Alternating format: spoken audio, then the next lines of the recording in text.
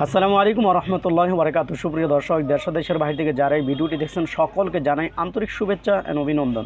তো সুপ্রিয় দর্শক, আমাদের পার্শ্ববর্তী দেশ, যারা আমরা বন্ধু রাষ্ট্র হিসেবে বলি, তো আমাদের পার্শ্ববর্তী দেশ ইন্ডিয়া কিন্তু 5ই আগস্টের পর থেকে, স্বৈরাচারী সরকার পতন হওয়ার পর থেকে কিন্তু দীর্ঘ সময় ধরে লং একটি প্ল্যানিং করে কিন্তু বাংলাদেশকে সিচুয়েশন তৈরি করে কিন্তু বিভিন্নভাবে বিভিন্ন পদক্ষেপে বাংলাদেশকে হেনস্থার শিকার করতেছে, বাংলাদেশকে কটাক্ষ করতেছে, বাংলাদেশকে মানে কোনো রকমভাবে অহেতুকভাবে ব্লেম করা যায়, অহেতুকভাবে ক্লেমাইন দেওয়া যায়, বাংলাদেশকে কিভাবে ছোট করা যায়, আন্তর্জাতিকভাবে বাংলাদেশকে কিভাবে ছোট করা যায়। তো সেই জন্য কিন্তু বাংলাদেশকে আমাদের পার্শ্ববর্তী দেশ ইন্ডিয়া, আমরা যাকে বন্ধু রাষ্ট্র বলি, তারা কিন্তু বিভিন্ন পর্যায়ে বিভিন্নভাবে বাংলাদেশকে হেয় প্রতিপন্ন করার জন্য তারা বিভিন্ন গদি মিডিয়া, যেই ভুয়া বক্রবাজ মিডিয়াগুলা সাংবাদিক প্রচার করতেছে বা সাংবাদিকতার নিউজ প্রচার করতেছে, তারা কিন্তু বিভিন্নভাবে আমাদের বাংলাদেশকে হেয় প্রতিপন্ন করার চেষ্টা করতেছে। যেরকম ময়ূখ রঞ্জন ঘোষ, সেও কিন্তু মলম বিক্রেতা সাংবাদিক, সে কিন্তু আপনারা দেখতে পেরেছেন ইতিমধ্যে বাংলাদেশ ভারতে ভাইরাল হয়েছে। এই পাশ থেকে দৌড়ায় ও পাশ থেকে দৌড়ায়, সে মলম বিক্রি করার মতো সাংবাদিকতা প্রচার প্রসারণায় কিন্তু সে ব্যস্ত রয়েছে। তো ইতিমধ্যে আরেকটি নিউজ কিন্তু একটার পর একটা কিন্তু ভাইরাল হচ্ছে, যেমন বাংলাদেশের সাথে ভারতের সীমান্ত নিয়ে কিন্তু দুই দেশের জনগণের মধ্যে, দুই দেশের বিজিবি বিএসএফের মধ্যেও কিন্তু সংঘর্ষের মতো দুর্যোগ বা সংঘর্ষের মতো বড় প্রভাব কিন্তু তারা দেখিয়েছে।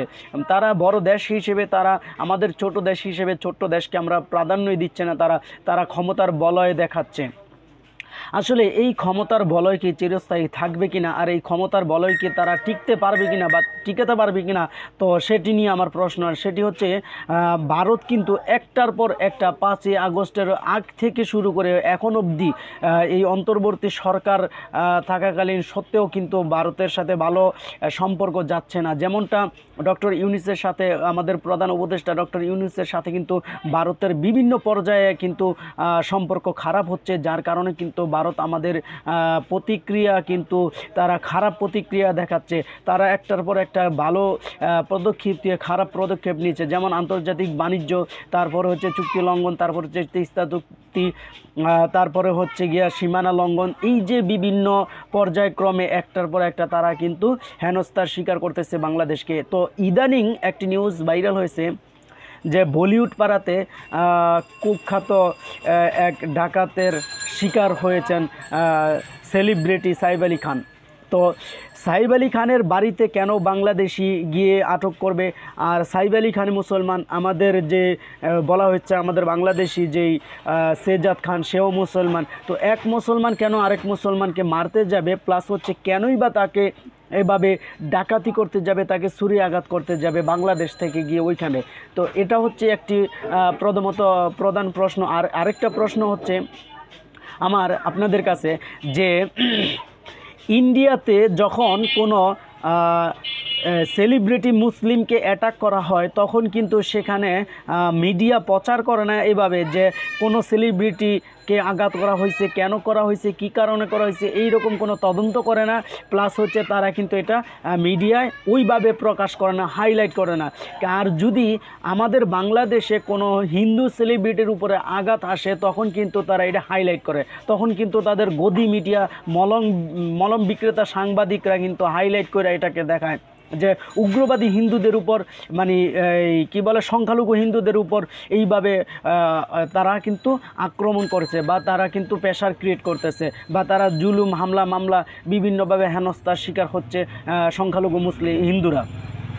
আমাদের বাংলাদেশে হইলে সংখ্যালঘু, তোমাদের দেশে এটা হলে এটা সংখ্যালঘু না, তোমাদের দেশে সেটা হলে তুমি এটা মিডিয়া প্রচার প্রসারণা করো না বা দেখাও না। বিচার সবার জন্য সুষ্ঠু সমান হওয়া উচিত, এটাই এটাই মানবিকতা, এবং কি এটাই আপনার সুষ্ঠু সুন্দর তদন্ত কমিটি গঠন করে যেটা সঠিক তদন্ত, সেটা সঠিক বিচার, সেটা করার চেষ্টা করুন। আপনারা কেন বারবার এই জিনিসগুলা বুঝতে চেষ্টা করেন না? রক্তে মাংসে মানুষের গড়া মানুষ, আমিও মানুষ, আপনিও মানুষ। তবে হিন্দু ধর্ম বলতে গেলে আপনি আপনার ধর্ম পালন করবেন, মুসলিম ধর্ম বলতে গেলে আমি আমার মুসলিম ধর্ম পালন করব। সেক্ষেত্রে ধর্মে কোনো বিবাদ বাজাইয়া ধর্মে কোনো পায়তারা কইরা সেক্ষেত্রে আপনারা রাজনীতির ফায়সালা নেবেন বা রাজনীতির সুবিধা নেবেন, সেটা কখনই কাম্য না, সেটা কখনই উদ্দেশ্যপূর্ণ হবে না ইনশাআল্লাহ। তো এই যে সাহেব আলী খানের বাড়িতে যে সাহেব আলী খানকে ছুরিয়াঘাত করা হয়েছে বা অ্যাটাক করা হয়েছে, এই বিষয়টাকে কেন্দ্র করে আরেকটি নতুন নাটক সাজানোর চেষ্টা করতেছেন আপনারা। তো আসলে কোনো নাটকে আপনারা সাকসেস হতে পারবেন না, কারণ এদিকে বাংলাদেশের নাটক কিন্তু অনেক সুন্দর সাবলীল ভাষায় তারা প্রচার করে থাকে। আপনাদের নাটক থেকে বাংলাদেশের নাটক মানুষ আরও ভালো দেখবে। তো আপনারা নাটক এই ভুয়া বক্করবাজি মলম বিক্রেতা সাংবাদিকদের নাটক প্রচারণা না করে আপনারা আপনাদের সুষ্ঠু তদন্ত কমিটি গঠন করে এটা সুস্থ বিচার করা হোক। আমি যদি স্বীকার করি যে হ্যাঁ, সে যদি আমার বাংলাদেশের নাগরিক হয়, আমাদের বাংলাদেশের নাগরিক হয়, সে হ্যাঁ, যদি তার সঠিক যেটা আসবে বিচার সেটাই হবে ইনশাআল্লাহ। কারণ তদন্ত আপনারা করেছেন, তদন্ত আমাদের এখান থেকেও হবে, আপনাদের দেশ থেকে এবং আমাদের দেশ থেকে, দোনো দেশের মানুষ নিয়ে, দোনো দেশের আইন শৃঙ্খলা বাহিনী নিয়ে এটা তদন্ত করুন। তদন্ত করে দেখেন সুন্দরভাবে যেটা ফয়সালা হবে সেটা বিচার করবেন।